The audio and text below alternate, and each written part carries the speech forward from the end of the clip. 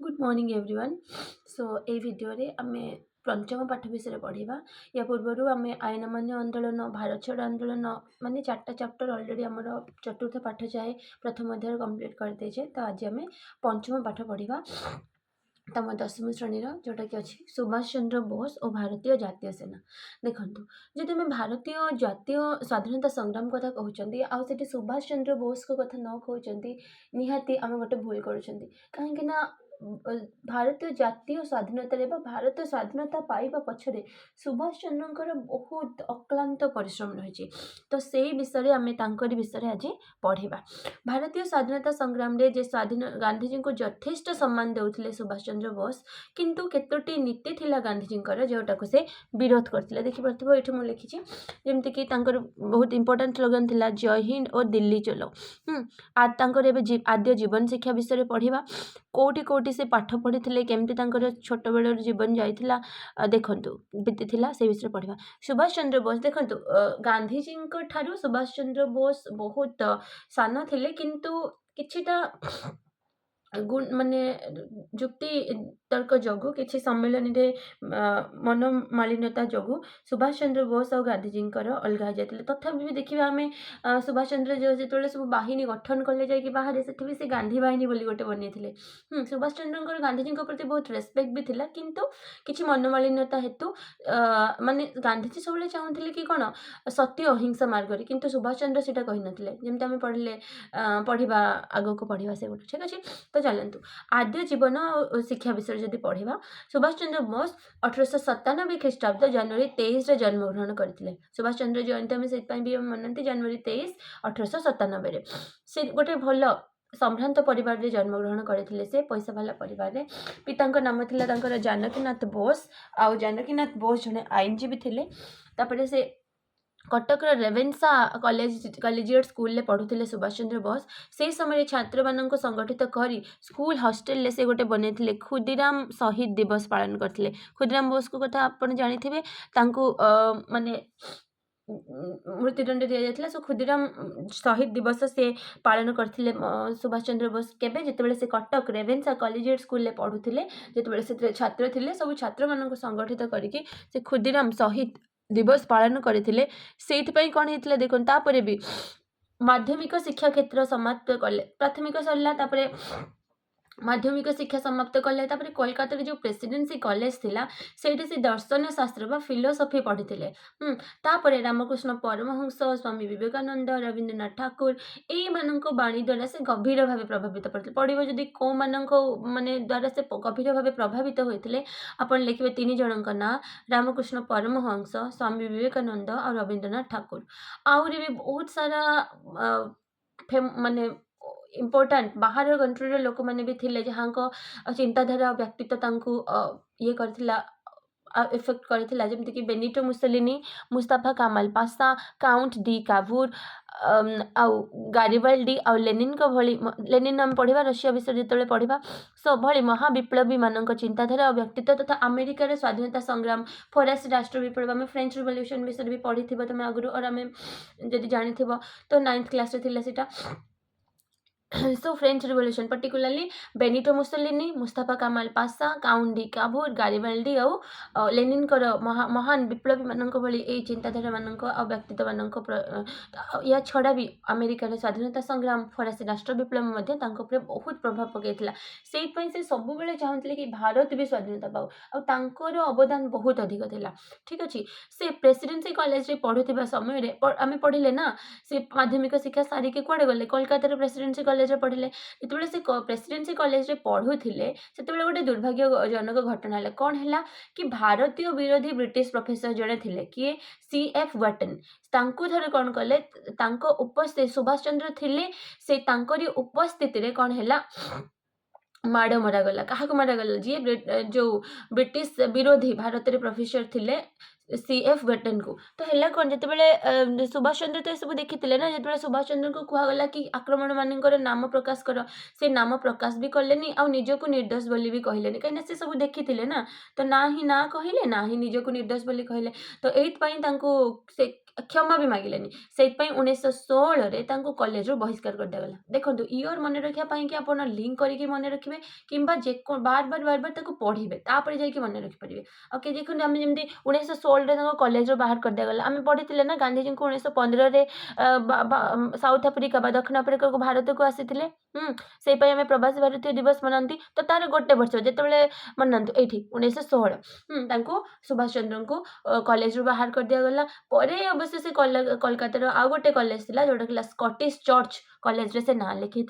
से दर्शन शास्त्र सम्मान फर्स्ट क्लास प्रथम श्रेणी स्नातक डिग्री हासिल कले मनस्तत्व यानी कि साइकोलोजी भी से कौन करते 1919 शिक्षा संपूर्ण करके कैम्ब्रिज चलीगले असंपूर्ण कर मनस्तत्व स्नातकोत्तर शिक्षा असंपूर्ण कर माने जिते से फिलोसफी बा जो पढ़ुले दर्शन शास्त्र पढ़ुले से तो प्रथम श्रेणी अधिकार कले स्नातक डिग्री कहीं से जो कॉलेज पढ़ुले बाहर कर दिया गला प्रेसिडेंसी कॉलेज रू एबे से कोठी एडमिशन कले स्कॉटिश चर्च कॉलेज रे कोलकातार ठीक अच्छे तापर से मनस्तत्व स्नातकोत्तर शिक्षा करते किंतु से शिक्षा संपूर्ण हवा पूर्व ही से 1919 कैम्ब्रिज चलीगले जाते पढ़ाई ठीक अच्छे अच्छा नेक्स्ट देख से सुभाष चंद्र बोस को मन रखापी कटक रे ओडिया बजार रे गोटे सुभाष चंद्र जन्म से सुभाष चंद्र को बासभवन को जीवनी आ कृति संपर्कीय तथ्य और फोटोचित्र संबलित गोटे नेताजी संग्रहालय व नेताजी म्यूजियम बना जाए ठीक अच्छे नेक्स्ट देखो आसला 1920 रे तो से कैम्ब्रिज चलीगले 1920 सुभाष आईएएस से भावतु एबे जो आईएएस एग्जाम दिया जाउछि से समय रे पाठ पढ़ी कि 4 नंबर प्लेस को आसीथिले भावतु 1920 रे सुभाष आईसीएस परीक्षा स्थान अधिकार करथिले इंडियन सिविल सर्विसेज जोड़ा को आमे एबे कहउछन्ते आईएएस आईपीएस जहाँ अंडर सब जाउछि तो आईसीएस परीक्षा 1920 रे से पास करिकी चतुर्थ स्थान रे उत्तीर्ण होते तथापि भी से कौन करते देखो आईसीएस पास कला बेले से समय 1920 मैंने भावतु 126 वर्ष पुराना कथा मुझे कहूँ से आईसीएस परीक्षा पास कर चतुर्थ स्थान हासिल करते तथापि भी से कौन करते से माने चाकरी को छाड़ी देथिले आ कौन करथिले निज देश को आसीथिले ओडिशा को आसीथिले आम ओडिशा आंदोलन माने आम सॉरी भारत सो से भारत को प्रत्यावर्तन करथिले आम भारत ओडिशा आसी नथिले सॉरी भूल कहीदेली तो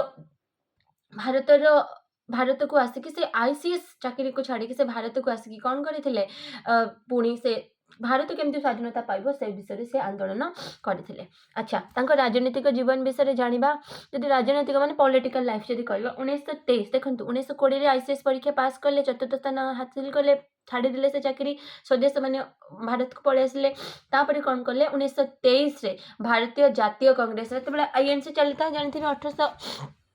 1850 रे स्टार्ट हेलानी आई जो आमर इंडियन जातीय भारतीय जातीय कांग्रेस तो है कौन देखु 1923 रे सुभाष चंद्र बोस भारतीय जातीय कांग्रेस रे योगदान देले आउ बंगाला प्रादेशिक कांग्रेस कमिटीर संपादक भी से हेले मन रहा 23 रे से कौन करे जातीय कांग्रेस रे भी जोग देले आ बंगाला प्रादेशिक कांग्रेस कमिटीर संपादक भी हेले हैला तांकर राजनैतिक गुरु किए चित्तरंजन दास जमते हम पढ़िले गांधीजी गुरु किए थिले कमेंट करिवे तो से बेला तांकर सुभाष चंद्र बोस राजनीतिक गुरु थे चित्तरंजन दास ठीक अच्छे जेकोसी राजनीतिक कम जहाँ सब पाई सब बेले चित्तरंजन दास सुभाष चंद्र को प्रेरणा देते ठीक अच्छे 1924 देखो सेम इयर मन पके पके जातु 1916 कौन है 20 कौन है 23 कौन है 1924 कौन है कलिकता नगर निगम मुख्य कार्य निर्वाही अधिकारी भाव निर्वाचित है मन रहा 24 कौन है कलिकता नगर निगम मुख्य कार्यनिर्वाही से हेले उभय बंगाला प्रादेशिक कांग्रेस कमिटी और सर्वभारतीय श्रमिक कांग्रेस अध्यक्ष भी सी हेले माने देखो 1923 रे जातीय कांग्रेस रे योगदान कले पुणी से 1923 रे बंगाला प्रादेशिक कांग्रेस कमिटी संपादक हेले आउ चित्तरंजन दास राजनीतिक गुरु हेले 1924 रे कौन कले से कलिकता नगर निगम मुख्य कार्यनिर्वाही अधिकारी हेले आउ बंगाला प्रादेशिक कांग्रेस समिति जोटा आम पढ़ी ऊपर देखो बंगाला प्रादेशिक कांग्रेस कमिटी बंगाला प्रादेशिक कांग्रेस समिति आउ सर्वभारतीय श्रमिक कांग्रेस अध्यक्ष सी हेले 1934 रे कौन है देखो सुभाष तापर आम पढ़ा ये आसतु 24 गला। अच्छा तापर इंग्रेज सरकार 1924 से बहुत विद्रोहात्मक विप्लवात्मक कार्य सब करें 1924 रे संदेह रे इंग्रेज सरकार तांको गिरफ कले आ एक वर्ष पर यानी कि 1925 रे तांको बर्मार मांडाले जेल को पठे दिगला पड़ी जाइथिबो देखो माने केबे सुभाष चंद्र को बर्मार एबे जोटा को म्यांमार कहउछनी सेतेबेले तार ना थिला बर्मार मांडाले जेल को प्रेरण करागला बा पठागला तुम खोजुथबो कुआडे गला तो 1924 रे गिरफ कले आ तार गोटे वर्ष पर यानी कि 1925 रे बर्मार मांडाले जेल को तांको पठाइतला। ठीक अछि।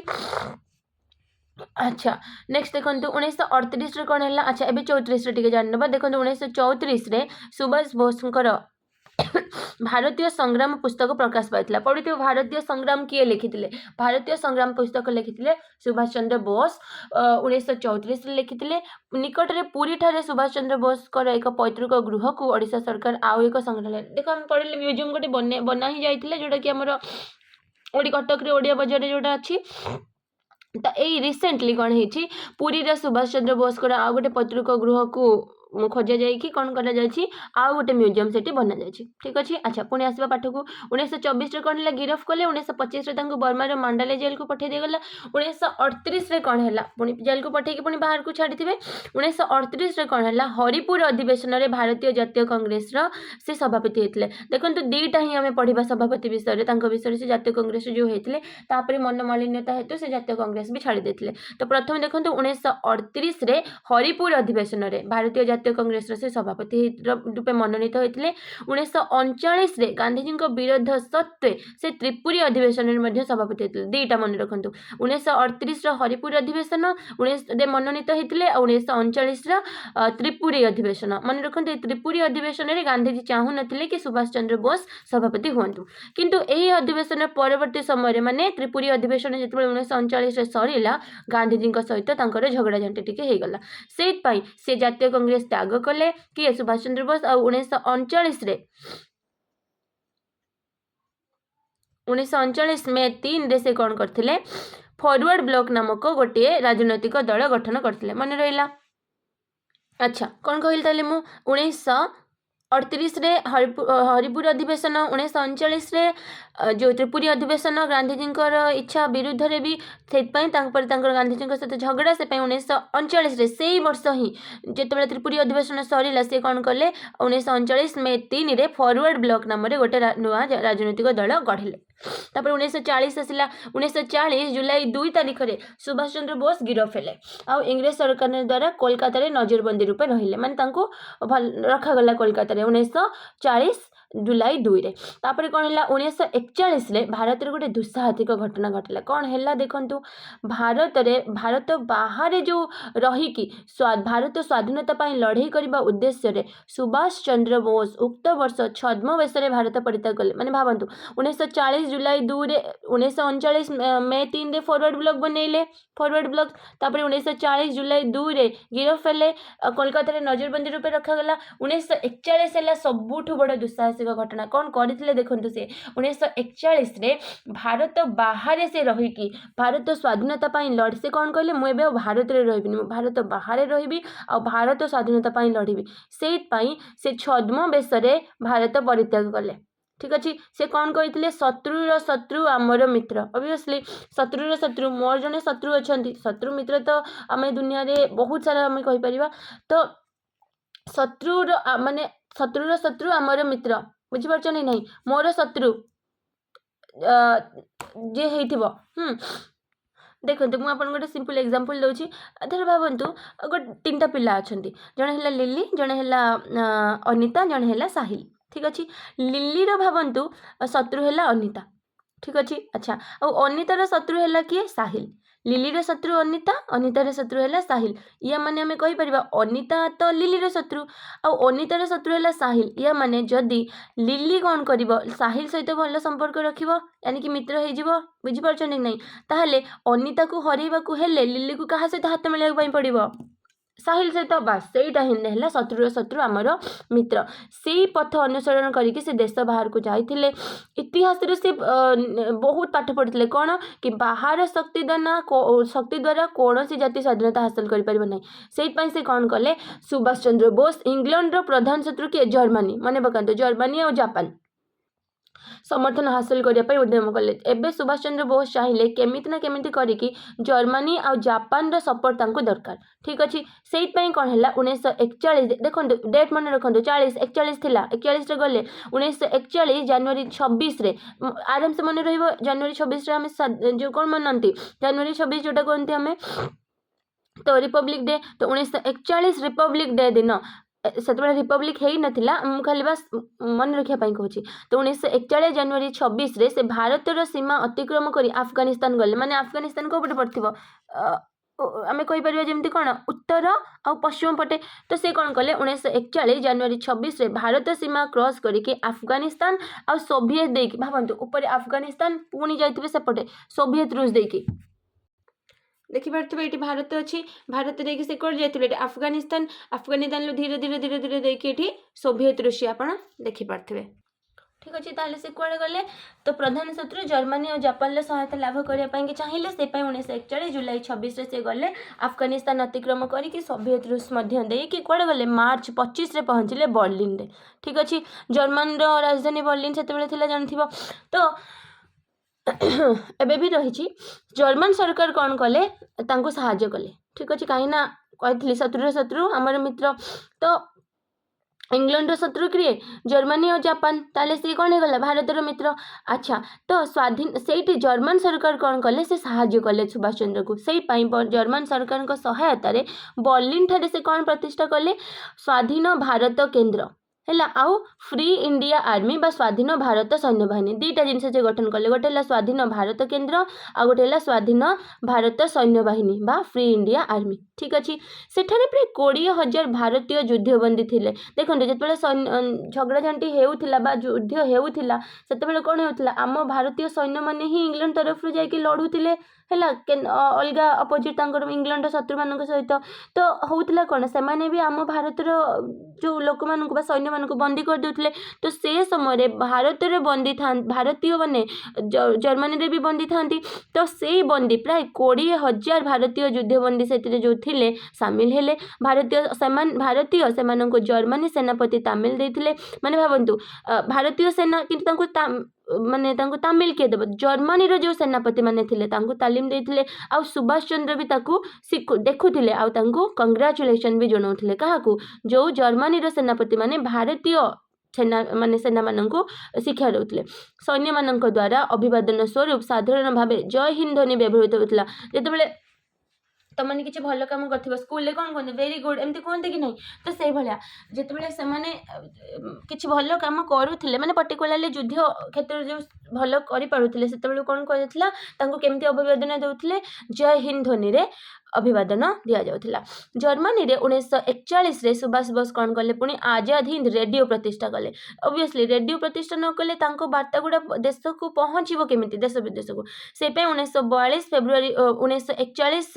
रे से कौन कले आजाद हिंद रेडियो प्रतिष्ठा कले जर्मनी रे तापरे 1942 फेब्रुआरी 19 रे तांकर प्रथम गुप्त बेतार विश्ववासी को माने वार्ता विश्ववासी निमंते प्रसारण करते समस्त को से कहते मन रहा देखो ये रिपीट करुच्ची 1941 जनवरी 26 रे से गले जो अफगानिस्तान पार कले रूस देकी 25 रे मुसलमान बेसरे से बर्लिन रे पहुँचले तापरे से जर्मन रे जहाँ है 1941 जनवरी 26 आउ मार्च 25 रे पहुँचले बर्लिन रे तापर देखंतु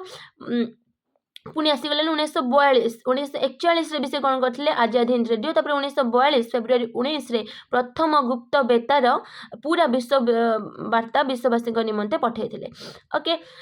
भारत रे सबू किछि माने सबू लोक बा लोक माने कौन होते जनसाधारण से देशप्रेम उद्भिद होते ये बेतार वार्ता शुणिला परे जर्मनी रो शासक हिटलर को देखा करिकी जर्मनी तो एते किछि काम कले जर्मनी से शासन करता हिटलर देखा करिकी भारत स्वाधीनता संपर्क में साहाय्य करने को अनुरोध कले रिक्वेस्ट कले सुभाष चंद्र बोस हिटलर को कि भारत केमती स्वाधीनता पाइब आपण टिके साहाय्य करंतु किंतु हिटलर ये किसी निर्दिष्ट प्रतिश्रुति देले नहीं किंतु कहले कौन मु बास तुमको किसी साहाय्य कर पारिबी कौन करले से जर्मनी रो निरापद भावे जापान को जीवा पाई कि से सुभाष चंद्र को साहाय्य कले भले से मन रखते जर्मनी बहुत दूर रहलानी ना किंतु जापान जदि एपटे आम कहवा चाइना जापान एपटू आसले रशिया ईस्ट बा पूर्व आड़ को अच्छी तुम जापान ओके से भल से आटलास देखो जापान कौटी अच्छी ठीक अच्छे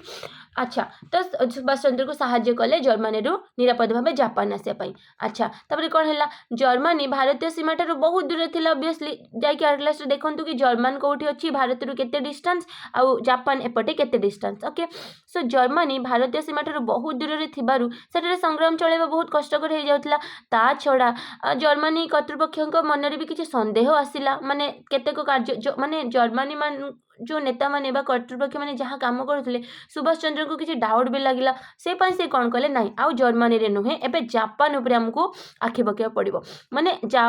आखि पकेवा माने लोलुप दृष्टि पकेवा नुह जापान उपरे दृष्टि निबद्ध करिवार अर्थ है कि एबे से चाहिले कि जापान रो सब किछि काम करिया पाई कि सेतेबेले जापान म्यांमार सीमा समग्र दक्षिण पूर्व एशिया रे अप्रतिद्वंदी शक्ति थिला माने जापान और म्यांमार जो रही ठीक अच्छे तार जो बाउंड्री माने मैरीटाइम बाउंड्री जो पानी रे थिला हमर जो प्रशांत महासागर तो सेतेबेले माने एते पावरफुल से जगहटा थिला आर्मी सब किछि पावरफुल एबे पर्यंत भी म्यांमार आर्मी तार आर्मी पाई ही बेसी फेमस जापान को राजी करिके सुभाष चंद्र जेमित जेने तेने प्रकार रे जापान को राजी करे देले आ भारत रो खूब निकटरू ब्रिटिश भारत ऊपर कौन कले आक्रमण करबा सहज हेबो बोली कि से भाबिले सेही पाई से बनैले से आम आजाद हिंद फौज तापर टिकेट देखीदेव सुभाष बोस अन्य मान सह परिचित करें जिते से कहते हिटलर को से कौन कहते जर्मनी शासक कहते कि मु केवल 8 कोटी लोकंकर शासक माने जिते सुभाष चंद्र बोस गले हिटलर तांको कौन कहते सब लोक आगे हिटलर कहले कि मु केवल 8 कोटी लोक शासन कर मात्र सुभाष चंद्र बोस 40 कोटी लोकंकर नेता माने एठू भाव पड़ते कि सेते भारत में 40 कोटी लोक भारतीय रोते ठीक अच्छे अच्छा एबे दिबा आमे आजाद हिंद फौजर गठन देखंतु एबे से आसीगले कौटी सुभाष चंद्र बोस दक्षिण पूर्व एशिया जो जापान म्यांमार पर्यंत आसीगले अच्छा जापान रे बास करथिले सेतेबेले जने भारतीय विप्लवी तांको ना कोन रास बिहारी बोस सेठारे से गोटे भारतीय स्वाधीनता संघ गढ़ी था रास बिहारी बोस से कैप्टेन मोहन सिंह से जड़े लोक था कैप्टेन तांकर भारतीय स्वाधीनता संघ जो रास बिहारी बोस गढ़ी तार कैप्टेन थिले कि मोहन सिंह को नेतृत्व में सी सेठी बनै था भारतीय जातीय बाहिनी बा भारतीय आजाद हिंद फौज मन रखु बहुत जन पिला भूल कर क्वेश्चन कि रास बिहारी बोस को आंसर लिखि दौरान ना जिते रास बिहारी बोस थिले कौन ये जो लिखाई सी थे भारतीय स्वाधीनता संघ गढ़ी हूँ कौन जापान रे तार कैप्टेन थिले मोहन सिंह से मोहन सिंह को नेतृत्व में माने मोहन सिंह हेड थिले गोटे बनै थिले भारतीय जातीय बाहिनी बा आजाद हिंद फौज है बुझिपारे कि नहीं तो आंसर पढ़ले आप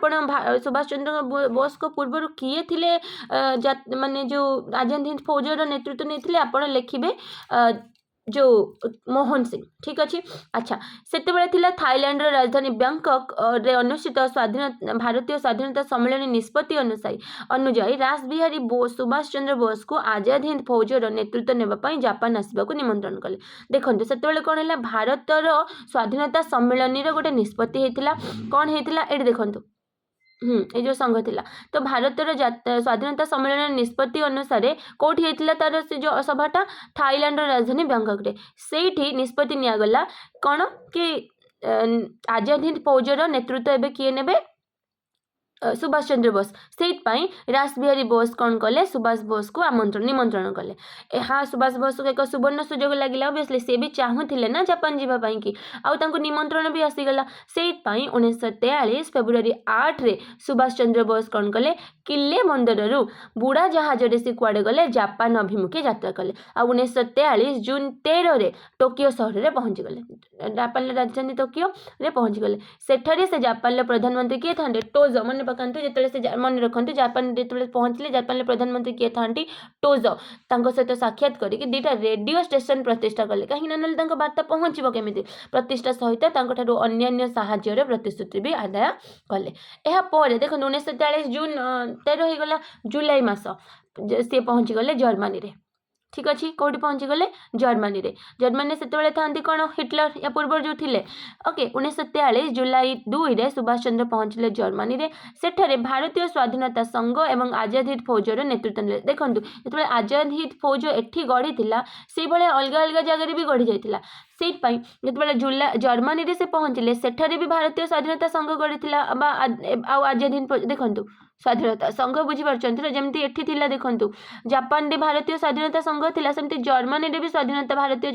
स्वाधीनता संघ आजाद हिंद फौज गढ़ी उठिला तो तार जाइए नेतृत्व नेले जेतेबेले से जर्मनी रे पहुँचले सुभाष चंद्र बोस तांको प्रेरणा रे आजाद हिंद फौजर संख्या धीरे धीरे बढ़िबारे लागिला बहुत सैन्य आजाद हिंद फौज को पुणी जॉइन करले एही सैन्य बाहिनी रो पुनर्गठन करथिले एवं सेना बाहिनी रो उन्नति एवं श्रृंखला आनिबा पई के से चेष्टा करथिले आजाद हिंद फौजर सैन्य माने सुभाष चंद्र बोस को नेताजी कहते जमी आम पढ़ी गांधीजी रवींद्रनाथ विश्वकवि जो थे आख्या देते सेमती नेताजी आम जो कहते नेताजी सुभाष चंद्र बोस किए नेताजी कहते आजाद हिंद फौजर जो सैन्य माने थे नेताजी आख्या देते सुभाष चंद्र बोस आजाद हिंद फौजर 4टी योद्धा बाहिनी बढ़ी सुभाष बोस कौन कले आजाद हिंद फौज जो थिला 4टा वार्ड माने योद्धा बाहिनी बा ब्रिगेड रे विभक्त करते से 4टा ब्रिगेड कौन देखु गांधी ब्रिगेड नेहरू ब्रिगेड आजाद ब्रिगेड आउ स्वतंत्र महिला शाखा ब्रिगेड महिला शाखा झांसी रानी लक्ष्मीबाई ब्रिगेड मन रहा कौन कौन 4टा थिला गांधी ब्रिगेड नेहरू ब्रिगेड आजाद ब्रिगेड स्वतंत्र महिला शाखा झांसी रानी ब्रिगेड अच्छा ये जो स्वतंत्र महिला शाखा झांसी रानी ब्रिगेड थिला यार कैप्टन किए थिले कैप्टन लक्ष्मी सहगल ठीक अच्छे अच्छा भारत सरकार पक्षर कैप्टन लक्ष्मी सहगल को 1998 माने भावते से किंतु पद्मभूषण रे सम्मान करा जायतिला 1998 2012 जुलाई 23 रे 97 वर्ष बयस रे कानपुर हॉस्पिटल रे मृत्युवरण करथिले ठीक अच्छे कानपुर कोठे जानते उत्तर प्रदेश रे ठीक अच्छे बुझेला कि तापर आसीबा सरकार गठन बहुत इंपोर्टेंट देखंतु सरकार गठन परवर्ती समय नेताजी आयरलैंड रो अस्थायी सरकार अनुकरण देखो से आयरलैंड कौन जाकि आटलास देखिए और ता चारिपटे कौन कौन सब देश अच्छी देखो जिते देखिए से आपड़ बुझीपारे हाँ आ गोटे कथा मुझे रिक्वेस्ट करी कि फास्ट सेकेंड आउ थर्ड चैप्टर को आप भल से टिके पढ़ी भिडियोटी देखिकी बुझी जातु आपर सेल्फ मेड नोट भी बनातु ठीक अच्छे कहीं एत सारा को हाईलाइट करके ये करवा बेले को डिविजन करने को डिफिकल्ट हो जो सेल्फ नोट आपके टी इजी हम ठीक अच्छे अच्छा चलते सरकार गठन को परवर्ती समय नेताजी कौन कले आयरलैंड देखो से आयरलैंड थी अस्थायी सरकार ताकू अनुकरण करके नेताजी सुभाष चंद्र बोस कौन कले 1943 अक्टोबर 21 सिंगापुर ठारे आजाद हिंद सरकार गठन करते मन रहा क्या अनुकरण करके आयरलैंड अस्थायी सरकार को अनुकरण करके 1943 अक्टोबर 21 सिंगापुर रे नेताजी कौन गठन कले आजाद हिंद सरकार ठीक अच्छे आउ बहुत सारा देश या स्वीकृति भी देला आजाद हिंद सरकार माने निजे नेताजी निज अंडर रे गोटे कौन कले सरकार गठन कले जोटा थिला आजाद हिंद सरकार बहुत देश या समर्थन भी देले जमती कि जापान जर्मनी समर्थन कले ही तो ता छड़ा इटाली म्यांमार थाईलैंड चीन फिलिपाइंस मांचूरिया ये सब गुड़ा ये आजाद हिंद सरकार को समर्थन कले सुभाष चंद्र बोस थिले यार कर्णधार एवं प्रथम प्रधानमंत्री तथा प्रथम सेनापति भी ठीक अच्छे बाहर बहिर्देश विभाग और युद्ध विभाग अंडर जो से यार सेनापति हेले आजाद हिंद सरकार कौ दुटा विभाग अंडर रहा बहिर्देश विभाग आउ युद्ध विभाग ठीक अच्छे अच्छा तापर जीवा हाँ सुभाष चंद्र सहित यह सरकार मंत्रिमंडल केते जन सभ्य रहिले 10 जन देख 10th क्लास रे पढ़ुच आ सभ्य भी 10टा ही रही आजाद हिंद सरकार रे अच्छा भारत माटी इंग्रेज सरकार को विताड़ित करने और स्वाधीन भारत प्रतिष्ठा करने यही लक्ष्य रे सामरिक संग्राम करवा थिला ए अस्थायी सरकार मुख्य उद्देश्य देखो जमी आयरलैंड सरकार अस्थायी थिला सेमती आजाद हिंद सरकार भी अस्थायी ही थिला अच्छा आजाद हिंद सरकार प्रतिष्ठा करी कौन है सुभाष चंद्र इंग्रेज सरकार भारत इंग्रेज सरकार विरुद्ध में कौन कले युद्ध घोषणा करदे से कौन कहले से आजाद हिंद सरकार गढ़ी सारा जो भारत इंग्रेज सरकार विरुद्ध में से युद्ध घोषणा करदे से कौन कहले दिल्ली पथ है स्वाधीनतार पथ तांकर चरम आह्वान कौन थिला तुमे मते रक्त दियो मु तुमको स्वाधीनता देबी मने पकांतु if give me blood I will give you freedom okay तुम्हें मते रक्त दियो मु तुमको स्वाधीनता देबी मन रहा केबे से कहथिले से चरम आह्वान से देथिले जेतबेले आजाद हिंद सरकार गठन कर सारा पर भारत इंग्रेज सरकार विरुद्ध से युद्ध घोषणा करते। अच्छा नेक्स्ट देखो भारत अभियान एवं से भारत आड़ को आसिले सुभाष चंद्र बोस नेतृत्व में आजाद हिंद फौज भारत अभियान आरंभ करथिला। नेताजी को गणध्वनि स्लोगान दीटा थिला दिल्ली चलो आओ जय हिंद। भारत पूर्व से माने पहुंचले पूर्व ही थिले धीरे धीरे म्यांमार देके से माने पूर्व को आसिले। इतिमध्य नेताजी 1943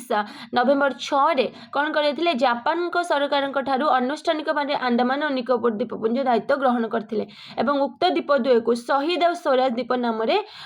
नामित करते माने कहला देखो यही सब कम हो माने भारत आसवा आसु आसु सी अलग माने देखो केते सारे माइंड चलुची से मध्य से कौन करते 1943 नवेम्बर 6 तारिख में से कौन थी आंदामान और निकोबर द्वीपपुंजटा जापान कब्जा थिला से केते रिक्वेस्ट कला परे बा आनुष्ठानिक भाव फॉर्मली जापान सरकार से आंदामान और निकोबर द्वीपपुंजर दायित्वटा को ग्रहण करथिले। आउ आंदामान को से शहीद बोली ना देथिले आउ निकोबर को स्वराज मन रहिला आंदामान शहीद निकोबर स्वराज द्वीप नाम से नामित करथिले। 1944 एप्रिल मासरे कौन है आजाद हिंद फौज तत्कालीन ब्रह्मदेश से जो ब्रह्मदेश एवं म्यांमार पार होगी कौन है मणिपुर राज्य में प्रवेश कला आउ कोहिमा दखल करला है नागालैंड राजधानी कोहिमा दखल करी सेठारे कौन कला भारतीय पताका उत्तोलन करिला एवं मणिपुर राजधानी इम्फाल दखल करने की अग्रसर है मन रहा माने प्रथमे सी मणिपुर राज्य में प्रवेश करिला पार होगी म्यांमार बा ब्रह्मदेश तापर धीरे धीरे कोहिमा दखल करिला नागालैंड कोहिमा तापर कौन कला से पताका उत्तोलन करिला और मणिपुर राजधानी इम्फाल दखल करने से आग को गला तापर है कौन प्रबल वर्षा आरंभ हो गला से आजाद हिंद फौजर जो जोगाजोग होता से हो पारा ना। ओके जापान भारतीय सेना को साहाय्य कर समस्त संभावना भी आ देखो जदि एत दूर ये हो गला तो जापान भी वर्षा है कौन हो गला जो जोगाजोग व्यवस्था भी विच्छिन्न हो गला से जापान कौन कर आउ भी साहाय्य एते कर पाला नहीं। ब्रिटिश सेना भारत उत्तर पूर्व सीमा पर्यंत माड़ी आसिले आसाम समेत केतेक अंचल निज नियंत्रण में रखी सारी ऑलरेडी ब्रिटिश गवर्नमेंट जो सेना माने उत्तर पूर्व भारत जो नॉर्थ ईस्टर्न स्टेट गुड़ा से पर्यंत आसिक नियंत्रण को नहीं जाते आउ एते आउ सुभाष चंद्र बोस और सैन्य मैंने किसी ही करें फाइनाली से पछकू फेरवा ही थिला है से 1945 मसीहा सेप्टेम्बर राति 3 जन सेनाध्यक्ष ब्रिटिश मान द्वारा गिरफ है। देखो जिते ऑलरेडी से नॉर्थ वेस्ट ईस्टर्न पार्ट रे पहुँचवा पूर्व ही वर्षा है ना तो जापान सहायता भी हो पारानी जोगाजोग भी विच्छिन्न होगा तो बाध्य होकर कौन करें पछकू फेरवा पड़ा आ से समय 1945 मन पकात द्वितीय विश्वयुद्ध समय 1945 सेप्टेम्बर मसरे 3 जन सेनाध्यक्ष आजाद हिंद फौजर किए शाहनवाज खां प्रेम सहगल और गुरदयाल सिंह ढिलन रिपीट करुच्ची शाहनवाज खां प्रेम सहगल और गुरदयाल सिंह ढिलन ब्रिटिश सरकार द्वारा गिरफ है आ से वर्ष नवेम्बर 5 तारिख में माने 1945 नवेम्बर 5 रे दिल्ली लाल किला रे अनुष्ठित सामरिक अदालत सम्मुखीन है माने कोर्ट को चालान कर दिया गला तो कौन करागला कहगला कि स्वाधीनता संग्रामी भाव में अभिहित करागला भारतीय माने गिरफ और विचार में जिते कौन करागला ये जो 3 जन थे किए शाहनवाज खां प्रेम सहगल और गुरदयाल सिंह ढिलन जो 3 जन सेनाध्यक्ष थे जो गिरफ कला कोर्ट चालान कला यही सब घटना भारतीय मानक मध्य गोटे विक्षोभ सृष्टि कला पूरा समग्र देश में शोभा यात्रा हड़ताल विक्षोभ स्टार्ट हो गला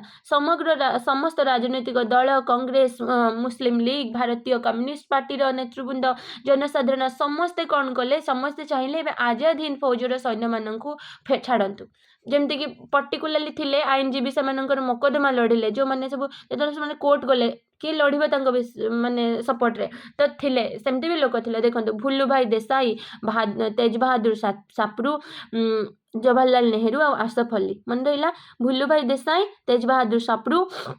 जवाहरलाल नेहरू और आसफ अली एम कौन करते आईनजीवी माने से जो लोक मैंने जो कोर्ट चालाण जाते सेनाध्यक्ष मैंने शाहनवाज खां प्रेम सहगल और गुरदयाल सिंह ढिलन सपोर्ट रे से मोकदमा भी लड़ी थे। इंग्रेज सरकार विरुद्ध में प्रबल जनमत प्रकाश पाइबारु जितेबाला माने लोक मैंने बहुत एगेन्स्ट हो गले फाइनाली से समय तत्कालीन भाइसरॉय था लॉर्ड वाभेल अभियुक्त मानक 1946 जनवरी 1 तारिख में मुक्त करदे ना भावतु फाँसी भी दे था से बहुत लोग चाहिए भारत ना मुक्त करा से भाइसरॉय था लॉर्ड वाभेल कौन कले जो अभियुक्त अभियुक्त तो आम कहबानी ही से अभियुक्त कहते कहीं से चाहूले कि आम एगेन्स्ट किसी कम न हो। तो इंग्रेज सरकार जो अभियुक्त मानू कहले जो 3 जन नेता थे तो से कौन कले 1946 जनवरी 1 तारिख में मुक्त करदे। मैंने भावतु नुआ वर्ष दिन 1946 नुआ वर्ष दिन मुक्त करदे। बुझीपार आम कौटी पहुँचले माने स्वाधीनतार जस्ट 1947 कथा आम कहते ता पूर्वर। तो अभियुक्त मानक 1946 जनवरी 1 रे मुक्त करदे। ता पूर्वर कौन होता देख ये जो 1946 या पूर्वर ही सुभाष चंद्र देश माने यांकर मृत्यु हो जाता सन्देह करा जाए। 1945 अगस्त 18 जापान फॉर्मोजारू टोकियो को जाउथिबा बेले विमान दुर्घटना रे मृत्युवरण करथिबा कथा संवाद पातले। माने भावंतु सुभाष चंद्र को मृत्यु परे भी एमाने आंदोलन चलाउथिले। 1945 अगस्त देखंतु आमे पढिले जोटा ठीक अच्छे 1945 सेप्टेम्बर रे तापर अगस्त ता पूर्वर ही देखते यहाँ मृत्यु हो जाता। 1945 अगस्त 18 कौन होता जापान रु जो से पुणी आसुले फॉर्मोजारू टोकियो आसुले माने जापान रो दीटा जगह फॉर्मोजा और टोकियो। तो टोकियो फॉर्मोजारू जो से टोकियो आसुले विमान दुर्घटना रे मृत्युवरण करथिबा कथा संवाद प्रकाश पाइथिला। अवश्य आम जानी नाहंती केमिति मरिले बहुत जन संदेह भी करती। यहाँ पर इंग्रेज सरकार को आजाद हिंद फौज को निषेध जो ये मरीगले आजाद हिंद फौज को कौन कले इंग्रेज सरकार कहले निषिद्ध। किंतु देखंतु तापर ये तो अगस्त 18 रे नेताजी मृत्यु है। किंतु देखंतु सेप्टेम्बर रे ये 3 जन सेनाध्यक्ष कौन करथिले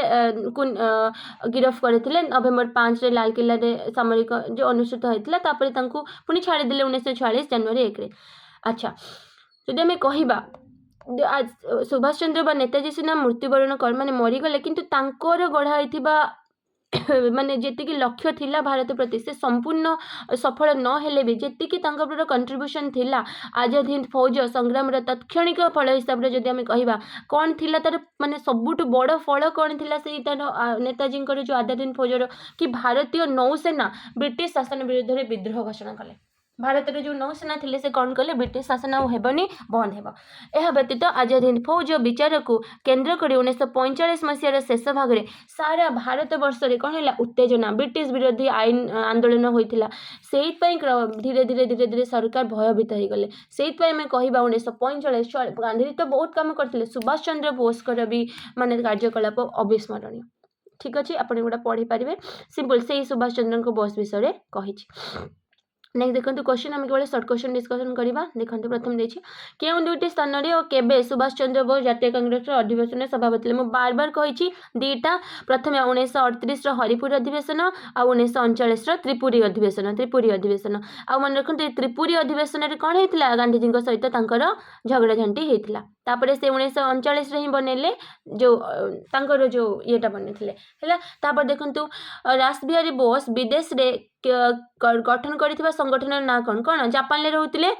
से कौन बनते भारत स्वाधीनता संघ। ठीक अच्छे आ संघर नेतृत्व में जो थिले कि मोहन सिंह नेतृत्व में बना होता आजाद हिंद फौज। ताले रासबिहारी बोस विदेश में क्यों संघ प्रतिष्ठान करते संगठन भारतीय स्वाधीनता संघ से रोते जापान रु केबे और किपरि सुभाष चंद्र टोकियो जाते मन पकातु एबे कही आसली रिसेंटली करें। नेक्स्ट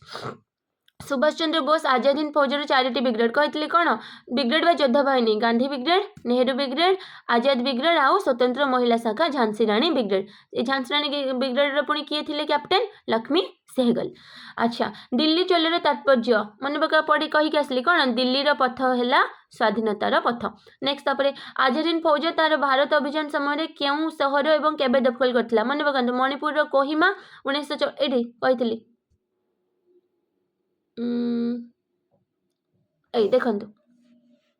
है 1944 एप्रिल मसरे से पहुँचला आजाद हिंद फौज म्यांमार रे तापर मणिपुर राज्य में पहुँची और मणिपुर कोहिमा दखल करथिला। ताले कौन लिखा 1944 एप्रिल मसरे होता। नेक्स्ट तापर चलतु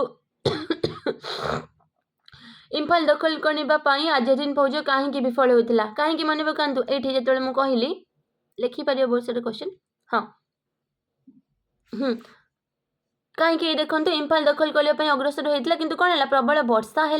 आउ ता सहित द्वितीय विश्वयुद्ध होता जो जापान पराजय जापान हारी जाता आजाद हिंद फौजर विपर्जय। ठीक अच्छे अभी कहली मु जापान सेना साहाय्य कर पार नथिला किछि हारी तो गला आ साहाय्य केमती कर परिबो आ विश्वयुद्ध पुणी वर्षा। नेक्स्ट तापर चलतु आजाद हिंद युद्ध बंदीर सपक्ष क्यों माने दीटा कहली मु कौन थिले को माने थिले केउ आईनजीवी मैंने मकदमा लड़े 4 जन थिले किए भुल्लुभाई देसाई तेज बहादुर सापरू जवाहरलाल नेहरू आउ असफ अली। आजाद हिंद फौजर युद्धबंदी मानक किए और केबे मुक्त करथिले अच्छा मन पकातु किए कही तत्कालीन भाइसरय किए था लॉर्ड वाभेल जनमत चापर जो समस्त लोक कहले ना मुक्त करूँ आजाद हिंद युद्धबंदी मानक तो लॉर्ड वाभेल जे भाइसरय था जनमत चापर 1946 जानुआरी 1 मन पकान कहते नुआ वर्ष में मुक्त करते। सुभाष चंद्र बोस को विमान दुर्घटना केबे 1945 अगस्त 18 होता कौटू जापान फॉर्मोजारू टोकियो को जाऊला बेले। सुभाष चंद्र बोस केउं दिन जन्मग्रहण करते केबे 1897 जानुआरी 23।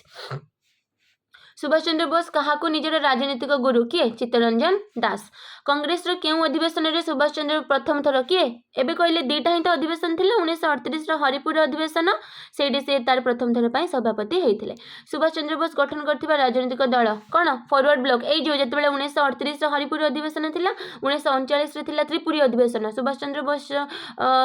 सभापति हुंतु बोले चाहू नथिले महात्मा गांधी तो तापर से हेले भी किंतु हेला कौन झगड़ा है से 1939 से आईएनसी जातीय कांग्रेस को त्याग कले आ फॉरवर्ड ब्लॉक नाम गोटे राजनैतिक दल गठन करते। भारतीय स्वाधीनता संघ किए करथिले जापान लीजे बास करथिले किए